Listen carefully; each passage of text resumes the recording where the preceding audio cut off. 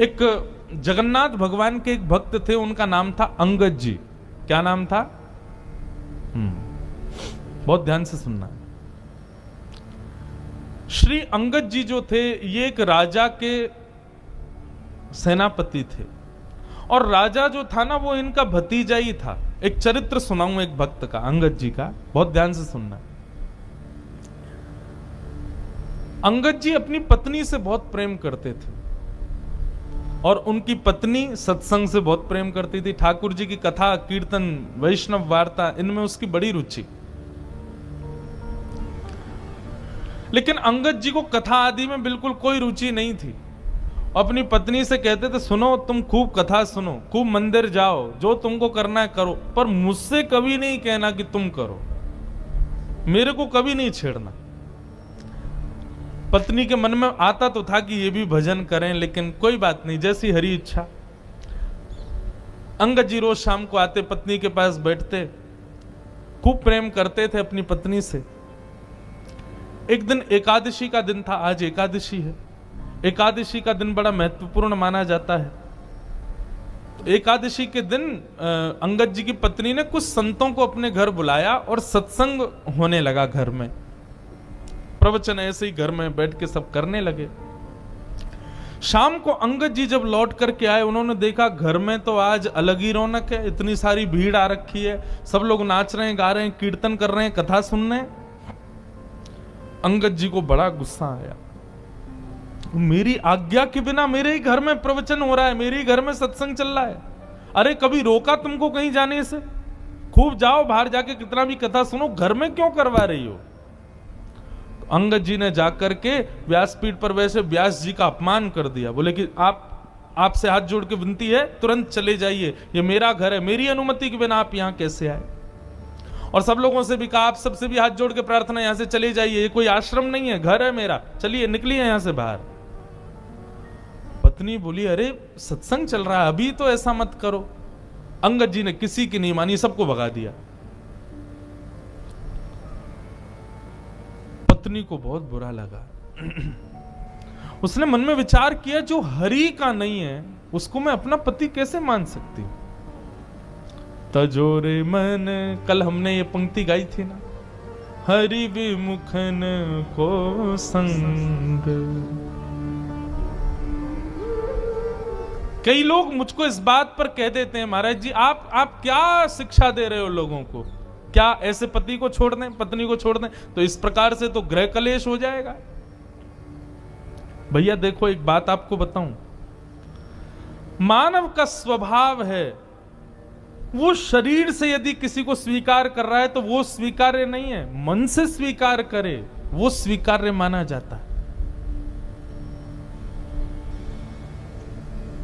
हम शरीर से किसी को अपना मानते हैं तो वहां पर हमारा संबंध पुष्ट नहीं होता। संबंध की पुष्टि तो हृदय से होती है, हृदय से आप उसको मानते हो कि नहीं। और कोई व्यक्ति यदि शरीर से ना भी हो, हृदय से यदि आप उसको स्वीकार कर चुके तो निश्चित है आपका संबंध पक्का है।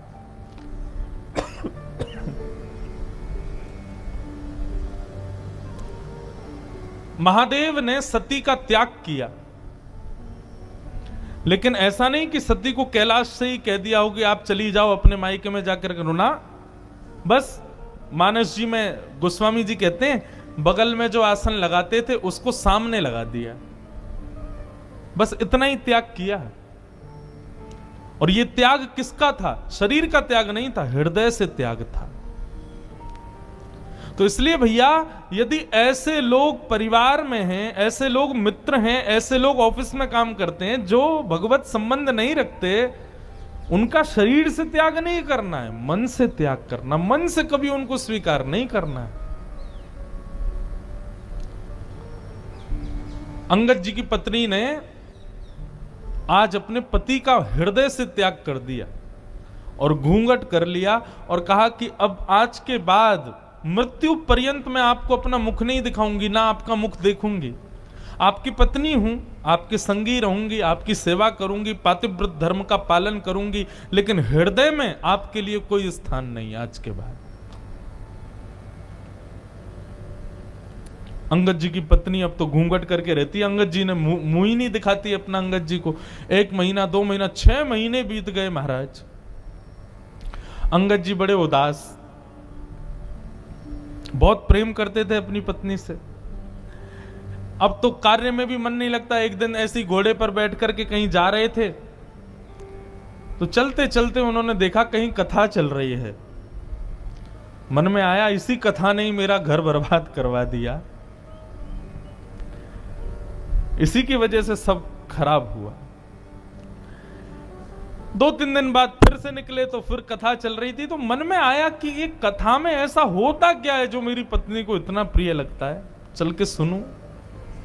अंगद जी आकर के पीछे उदास हताश तो बैठे ही थे, घर में मन लगता नहीं है, आके बैठ गए। कथा में बंधुओं 3 प्रकार के लोग आते हैं। पहले आमंत्रित लोग, जिनको निमंत्रण दिया गया कि भैया हमारे घर में कथा है, आपको आना है। दूसरे वैष्णव कथा प्रिय लोग, उनको बस पता चल जाए कथा कहां हो रही है, वो ये विचार नहीं करेंगे दूरी कितनी, समय कितना लगेगा, कहां क्या, निमंत्रण की भी अभिलाषा नहीं, बस पता चल जाए कथा कहां है, वो पहुंच जाते हैं। और तीसरे संसार के मारे दुखियारे लोग जिनको घर में या व्यापार में कहीं भी कुछ मिल नहीं रहा है, बड़े उदास अपने जीवन में जी रहे हैं, वो आके कथा में बैठते हैं। तो ऐसे ही अंगद जी आकर के बैठ गए। अंगद जी आकर के बैठे तो निश्चित कथा सुनते सुनते उनके हृदय को बड़ी शांति सी मिली। बंधु एक बात बताऊं, गीता में भगवान अर्जुन से एक बात कहते हैं। अर्जुन ने कहा कि नाथ, व्यक्ति सुख की प्राप्ति के लिए इतनी मेहनत करता है तो उसको सुख मिलता क्यों नहीं है? भगवान ने कहा डेस्टिनेशन गलत चुनी है मानव ने, सुख नहीं। हमने डेस्टिनेशन ही गलत चुन रखी है। हर कार्य के पीछे हम चाहते क्या है? सुख मिले। भगवान कहते हैं इसको बदलो, सुख नहीं शांति मिले।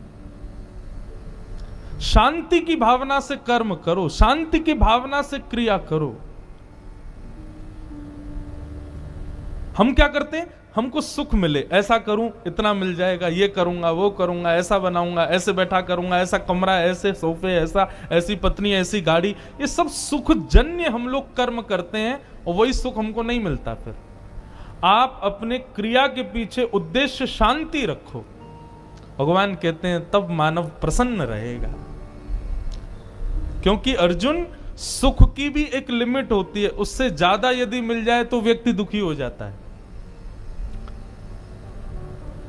आपके गुजरात में श्रीखंड मुझे बड़ा प्रिय है। मैं द्वारिका, मैं अहमदाबाद तो मेरी पहली बार कथा और गुजरात में मेरी दूसरी कथा है। ये श्रीमद् भागवत की पहली कथा हमने की द्वारिका में और आज 7 साल बाद दूसरी कथा कर रहे हैं अहमदाबाद में। बाकी बीच में 2 दिन 4 दिन के सत्संग तो हुए हैं कई बार, पर सप्ताह कथा दूसरी बार हो रही है। तो मैं जब भी गुजरात आता हूं तो श्रीखंड मुझे बड़ा प्रिय है। लेकिन आप एक कटोरी खिला दो, मन भर जाएगा। दूसरी कटोरी दोगे तो मैं भाग जाऊंगा। आप कहोगे महाराज जी आपको बड़ा प्रिय, खाओ ना। अरे कैसे? मुझे याद नहीं है, लेकिन फिजिक्स में हम लोग जब स्कूल में पढ़ते थे तो एक चैप्टर पढ़ाया गया था, उसमें यही बात थी। जब भागवत पढ़ी तो हमको और ज्यादा क्लियर हुई कि कोई भी वस्तु का अति सेव्य जब हम करते हैं तो वही वस्तु हमको कष्टदायी लगने लगती है। रसगुल्ला यदि पसंद है तो 1 2 3 4 5 खा लो, 6वां रसगुल्ला देखते ही वमन हो जाएगा। संसार की हर वस्तु ऐसी है। तो अर्जुन, सुख नहीं शांति को रखो। किसी भी क्रिया को करने के पीछे उद्देश्य क्या हो? मुझे शांति मिले, तब देखो कर्म करके कैसा सुख मिलेगा। तो कथा में सुख मिलता है लोगों को। यहां पर आप मौन अवस्था में बैठे हो, एक ही आसन पर बैठे हो, ना पानी पी रहे हो ना चाय पी रहे हो। 4 घंटे आदमी बिना चाय कैसे रहे, बिना खाए कैसे रहे, लेकिन यहां रह रहे हो। क्यों? शांति मिल रही है। सुख नहीं, शांति।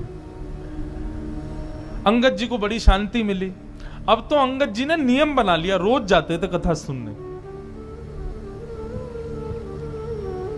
7वें दिन कथा पूरी हो गई। अंगद जी जैसे ही आए तो देखा कोई भी नहीं था।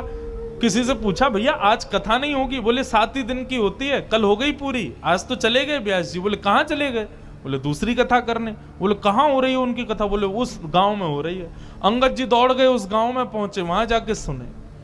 अब तो ऐसा चस्का लगा अंगद जी को, जहां भी कथा होती अंगद जी जाते। एक दिन उन्हीं के नगर में कथा हो रही थी, अंगद जी इधर बैठे थे और उनकी पत्नी थोड़ी दूर बैठी थी। दोनों को ही नहीं पता कि दोनों कथा में बैठे। व्यास जी ने जैसे कीर्तन गाया, अंगद जी के नेत्रों से अविरल अश्रुधार ऊर्ध्वबाहु होकर के नृत्य करने लगे आनंद से। तभी पत्नी की दृष्टि गई, ये कौन नाच रहा है? अरे ये तो अंगद जी हमारे पतिदेव हैं। तभी मैं कहूं कुछ समय से ये पहले तो बड़े दुखी रहते थे कि मैं मुख नहीं दिखाती, कुछ समय से बड़े प्रसन्न रहते हैं, मुझसे ज्यादा बात भी नहीं करते, अपनी सेवा पूजा भी करने लग गए हैं और बड़ा सामान्य सा बड़ा सुखमय जीवन जी रहे हैं। मैं सोच तो रही थी बदलाव कैसे आ गया, ये कथा सुनते हैं।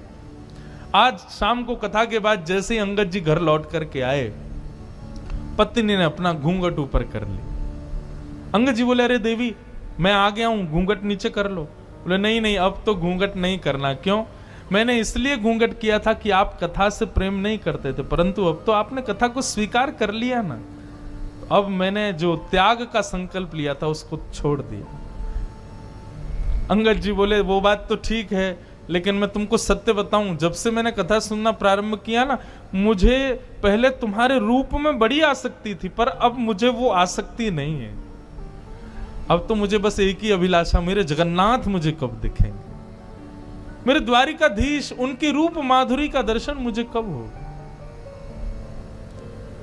ऐसा अंगद जी का जीवन। बंधुओं, अंगद जी ने अपनी पत्नी से कहा, देवी अब हम दोनों वैष्णव हो गए, चलो हम जगन्नाथपुरी दर्शन करने चलेंगे। लेकिन अभी अभी सुना है कि एक बहुत बड़े युद्ध के लिए राजा के साथ मुझे जाना है, युद्ध से जब वापस आ जाएंगे फिर हम जगन्नाथपुरी चलेंगे। ठीक है। युद्ध में अंगद जी गए, जाकर के युद्ध किया। युद्ध का नियम होता था, जो राजा हारता था उसका सारा धन हड़प लिया जाता था और जीतने वाले राजा को दे दिया जाता था। अंगद जी जब उसका सारा धन लेने लगे तो वहां एक अद्भुत मणि थी। उस मणि को देख करके अंगद जी बड़े प्रसन्न हो गए। बोले, बड़ी सुंदर मणि है, मुझे ठाकुर जी को कुछ निवेदित करना है, ठाकुर जी को मैं जगन्नाथपुरी जाऊंगा, कुछ देना है। कोई बात नहीं, मैं ये मणि अपने संग ले जाता हूं, ये ठाकुर जी को दे दूंगा। और उस मणि को अंगद जी ने अपनी पगड़ी में छुपा लिया। थी तो वो चोरी, लेकिन अंगद जी का भाव क्या था कि मुझे ठाकुर जी को देनी है। भगवान से बोले, प्रभु इसके बदले भले ही मुझे दंड मिल जाए, लेकिन मैं ये दूंगा आपको, ये है आपकी, मुझे नहीं चाहिए लेकिन मैं आपको दूंगा। किसी सैनिक ने जाके राजा को बता दिया कि अंगद जी ने एक मणि को अपनी पगड़ी में छुपा लिया। राजा, अंगद जी उसके चाचा लगते थे, इसलिए राजा स्पष्ट तो कुछ कह नहीं पाया, पर राजा ने मन में विचार किया कि अंगद जी रोज मेरी बहन के यहां भोजन करने जाते हैं, मैं आज बहन से कहूंगा कि वो भोजन में जहर मिला दे, अंगद जी की मृत्यु हो जाएगी, मणि हमको मिल जाएगी। अंगद जी आज भोजन करने के लिए राजा की बहन के यहां गए तो अंगद जी का नियम था कि भोजन का पहला भाग राजा की बहन की छोटी बेटी को गोद में बिठा के पहले उसको खिलाते थे, फिर स्वयं पाते थे। आज उसने अपनी बेटी को कहीं छुपा दिया, बोले अंगद जी कहीं खिला ना दे, इसमें तो जहर है। अंगद जी भोजन करने बैठे, कहा बिटिया चलो लाओ अपनी बेटी को लेके आओ, उसको मैं थोड़ा खिला दूं फिर मैं पाऊं। बोले मेरी बेटिया तो आज माँ के पास गई है, मेरी मायके गई है, आज वो है नहीं, तो आप आज अकेले ही पालो। अंगद जी बोले, बेटा ये तो मेरा नियम है, उसको खिलाए बिना तो मैं कभी नहीं खाता। अरे वो मेरी प्राण प्यारी है, मैं उसको साक्षात जगदम्बा के स्वरूप में देखता हूं, पहले उसका भोग लगाता हूं तब पाता हूं, अब जब तक उसका भोग नहीं लगेगा मैं तो नहीं पाऊंगा। तो राजा की बहन ने सोचा, ये मेरी बेटी से इतना प्रेम करते हैं और मैं इनको जहर दे रही हूं। उसने थाली उठा ली, बोले कि ये पूरा भोजन ही आपके लायक नहीं है चाचा जी, इसमें मैंने विष मिला दिया है। अंगद जी ने थाली पकड़ी, बोले तुमने इसमें विष मिला दिया? बोले हाँ। बोले क्यों? मेरे भाई को वो मणि चाहिए जो आपने पगड़ी में छुपा रखी, इसलिए उसने मुझसे कहा कि विष दे दो। पर आपका प्रेम देख करके मेरा मन हो रहा है कि मैंने बहुत बड़ा अपराध किया, मैं ये विष आपको नहीं दे सकती। अंगद जी बोले वो सब बात छोड़ो, ये बताओ क्या तुमने इस थाली का भोग लगाया था भगवान को? उसने कहा हाँ, भोग तो मैंने लगाया था। बोले तुमने विष वाला भोजन ठाकुर जी को खिला दिया? बोले क्योंकि आप बिना भोग लगाए पाते नहीं है, इसलिए भोग तो मुझे लगाना पड़ा। अंगद जी बोले अब तो इसको मैं ही पाऊंगा, जब विष ठाकुर जी ने पा लिया तो मैं कैसे छोड़ूं? और अंगद जी जबरदस्ती हठ पूर्वक उस थाली को लेकर के बैठ गए और एक एक कवल खाने लगे। ज्यों ज्यों कवल मुख में जाने लगा, अंगद जी का उतना ही तेज बढ़ने लगा। ये आश्चर्य देखकर के राजा की बहन नतमस्तक हो गई।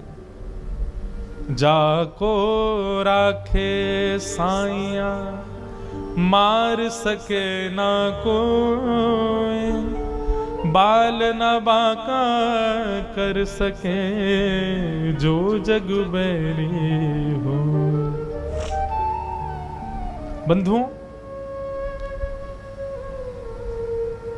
प्रसाद मान करके पाया, इसलिए विष ने भी कुछ नहीं किया। ये लीला तो मीरा के साथ भी हुई, ये लीला तो ध्रुव के साथ भी हुई, ये लीला तो प्रहलाद के साथ भी हुई। विष उनको भी पिलाया गया, लेकिन भगवत प्रसाद मान करके पाया, कुछ नहीं हुआ।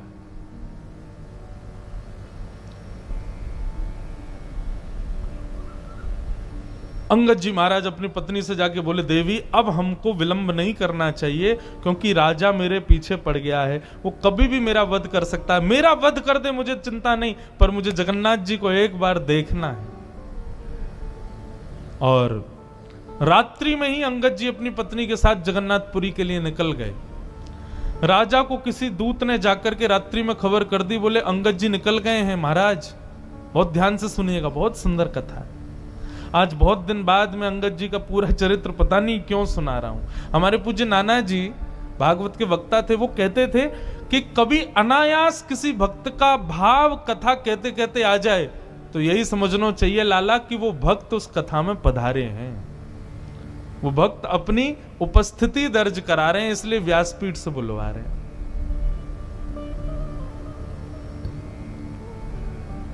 तो अंगद जी जाने लगे, बीच रास्ते में ही राजा के सैनिकों ने बंदी बना लिया। सैनिकों ने कहा हम तुमको छोड़ देंगे, बस मणि हमारे हवाले कर दो। अंगद जी बोले जिनके लिए वो मणि है मैं उन्हीं को ही दूंगा। मैंने चोरी की, मुझे आप बंदी बना लीजिए, जीवन भर के लिए कारावास दे दीजिए, लेकिन पता नहीं क्यों जब से मैंने उस मणि को देखा है मेरे मन में आया कि मैं पहली बार जगन्नाथ जी को कुछ दूंगा तो ये मणि ही दूंगा। मैं मानता हूं कि मेरा पाप है, परंतु मैं क्या करूं, मैं अपने नाथ को कुछ देना चाहता हूं, वो उन्हीं के लिए है। सैनिक तो कहां समझने वाले थे, बोले तू अपने नाथ के पास जा भी नहीं पाएगा, तेरा सर कलम कर देंगे, जल्दी दे। अंगद जी बोले अच्छा ठीक है मैं मणि दे दूंगा, लेकिन उससे पहले मैं अपनी एक इच्छा पूरी करना चाहता हूं। बोले बताओ। इस सरोवर है, इसमें मैं स्नान करना चाहता हूं। सैनिकों ने चारों ओर से घेर लिया और अंगद जी जैसे ही सरोवर में गए, स्नान करते हुए कहा हे जगन्नाथ, मैं अभी आपके पास नहीं आ पा रहा हूं, लेकिन आप तो मेरे पास आ सकते हो ना, मेरी मणि स्वीकार करो, मेरा ये छोटी सी भेंट आपके लिए, इसको स्वीकार करो। और मणि को अपनी पगड़ी से निकाल के उसी जल में छोड़ दिया। सैनिक कूद पड़े जल के अंदर, ढूंढने लगे, लेकिन मणि नहीं मिली। राजा भी आ गया, राजा ने पूरा तालाब का पानी सुखा दिया, मट्टियां खोद खोद करके छनवा दी, लेकिन मणि नहीं मिली। राजा ने कहा अंगद सही सही बताओ मणि कहां है? बोले मैंने सबके सामने इसी में डाली है, लेकिन वास्तविकता यह है राजन, वो जिसकी थी उसके पास है, जगन्नाथ जी के पास है। राजा ने कहा हो ही नहीं सकता, तुम पुरी गए नहीं। बोले मैं नहीं गया, वो आए थे मेरे पास और लेकर के चले गए। राजा बोला इसके हाथों में हथकड़ी बांधो, पैरों में बेड़ियां बांधो, ले चलो इसको जगन्नाथपुरी। जगन्नाथ जी का दर्शन करेंगे, यदि मणि वहां नहीं हुई तो उन्हीं के सामने सर धड़ से अलग कर दूंगा। अंगद जी बोले ये तो मेरा सौभाग्य होगा कि मैं जगन्नाथ जी को देखूं और उनके सामने प्राण निकल जाए। बंधुओं, वैष्णव कभी भयभीत नहीं होता। अंगद जी के हाथों में हथकड़ियां, पैरों में बेड़ियां, सैनिकों ने नंगी तलवार गले में रखी है, और जैसे ही पुरी जगन्नाथ के मंदिर में प्रथम बार प्रवेश किया अंगद जी ने, और जैसे ही महाप्रभु श्री जगन्नाथ जी को देखा है, उनके मुखमंडल का दर्शन किया, दर्शन करते ही क्या पाया, श्रृंगार में ठाकुर जी की ठोड़ी के नीचे सबसे श्रेष्ठ माला के रूप में वो मणि ही ठाकुर जी को पधराई हुई थी, श्री जगन्नाथ जी के गले में धारण करा रखी थी। राजाओं ने, सैनिकों ने जब ये दृश्य देखा कि श्री जगन्नाथ जी के गले में वो मणि, नतमस्तक हो गए अंगद के आगे। तो तुम्हारी भक्ति को प्रणाम है अंगद। लेकिन अब अंगद जी को जब ये बात दिख रही है कि मेरे द्वारा प्रस्तुत कोसों दूर से वस्तु जगन्नाथ जी ने स्वीकार कर ली, मतलब मेरे प्रेम को, मेरी भक्ति को स्वीकार कर लिया, हथकड़ियां हाथ में, बेड़ियां पैरों में, और देखते देखते जगन्नाथ जी को अंगद जी ने वहीं अपने प्राणों को त्याग दिया, महाप्रभु जी में विलीन हो गए। ऐसी प्रेम लक्षणा भक्ति श्रीमद् भागवत प्रदान करती है। मैं कहता हूं अपनी कथाओं में, भागवत जी नहीं होती तो हमें कभी मीराबाई नहीं मिलती, श्रीमद् भागवत नहीं होती तो हमें कभी सूरदास नहीं मिलते, श्रीमद् भागवत नहीं होती तो ऐसे प्रेम युक्त वैष्णव भक्तों के चरित्र हमें कभी नहीं मिलते, क्योंकि इन सबका सृजन भागवत नहीं किया है। तो भागवत किसको देती है? श्री कृष्ण को प्रदान करती है। इसलिए भैया मेरी आप सबसे प्रार्थना, श्रीमद् भागवत से और कोई आकांक्षा मत रखो, और कोई संकल्प मत करो, और कोई अभिलाषा मत रखो। श्रीमद् भागवत केवल और केवल कृष्ण प्रदान कर सकती। कई लोग अपने पितरों के लिए कथा कराते हैं, महाराज जी हमारे पितृ निवृत्ति के लिए कथा, तो मैं उनको एक बात कहता हूं, कथा कराने के बाद तुम्हारे पितृ मुक्त नहीं होंगे, तुम्हारे पितृ मुक्त हो गए हैं, इसीलिए तुम्हारे मन में भाव आई है कि चलो हम कथा करा लेते हैं। कथा कराने के बाद पितृ मुक्त नहीं हुए भैया। उस परिवार के मन में संकल्प उठ जाए कि हमको कथा करानी है, तो उसी समय समझ लेना पितृ मुक्त हो गए। पितरों ने ठाकुर जी से प्रार्थना की और ठाकुर जी ने हमारे हृदय में यह भाव प्रकट किया कि हम कथा कराएं। भागवत श्री कृष्ण से प्रेम कराते।